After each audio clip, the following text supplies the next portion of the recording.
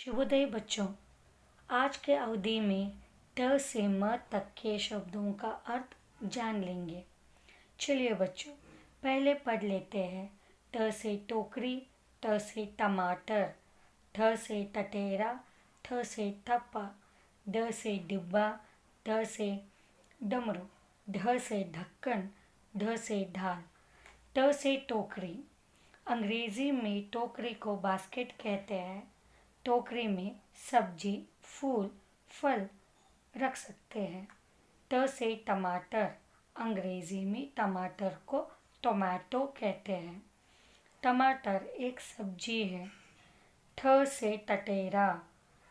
अंग्रेजी में टटेरा को ब्लैक स्मिथ कहते हैं। टटेरा लोहे का काम करता है। ट से ठप्पा। अंग्रेजी में ठप्पा को स्टैम्प इम्प्रेशन कहते हैं। ठप्पे को हम दफ्तर, बैंक और स्कूल में इस्तेमाल करते हैं। ड से डिब्बा। अंग्रेजी में डिब्बा को बॉक्स कहते हैं। डिब्बे में हम खाने की चीज़ों को रख सकते हैं। ड से डमरू।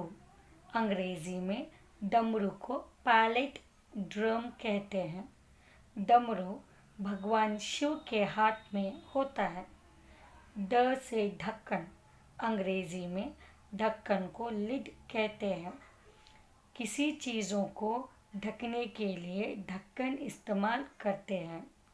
ढ से ढाल। अंग्रेजी में ढाल को शील्ड कहते हैं।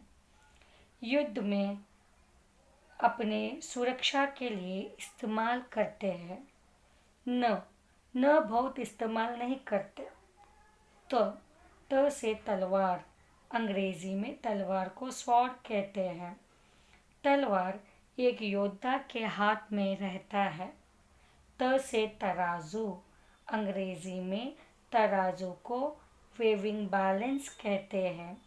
सब्जी, फूल, फल को तोलने के लिए इस्तेमाल किया जाता है। थ से थाली। अंग्रेजी में थाली को प्लेट कहते हैं। थाली में हम लोग खाना खा सकते हैं। थ से थैली। अंग्रेजी में थैली को बैग कहते हैं। थैली में हम कपड़े, किताब डाल सकते हैं।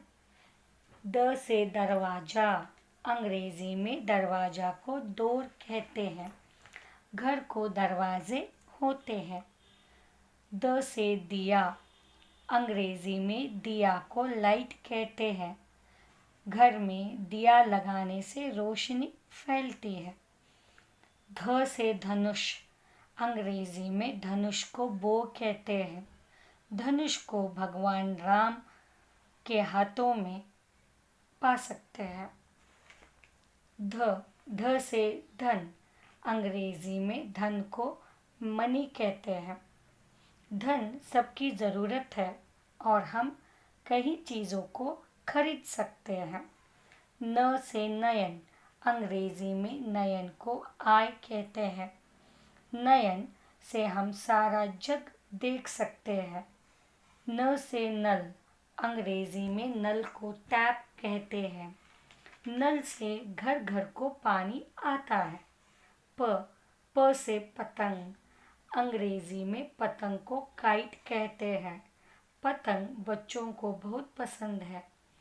प से पपीता।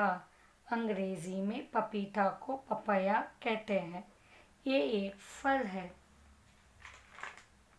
फ से फूल। अंग्रेजी में फूल को फ्लावर कहते हैं। फूल को देखकर सबको खुशी मिलती है।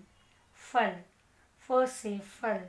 अंग्रेजी में फल को फ्रूट्स कहते हैं। फल हमारे सेहत के लिए अच्छा है, इसलिए हमको खाना भी चाहिए। ब से बतख। अंग्रेजी में बतख को डक कहते हैं। बतख एक पक्षी है। ब से बकरी।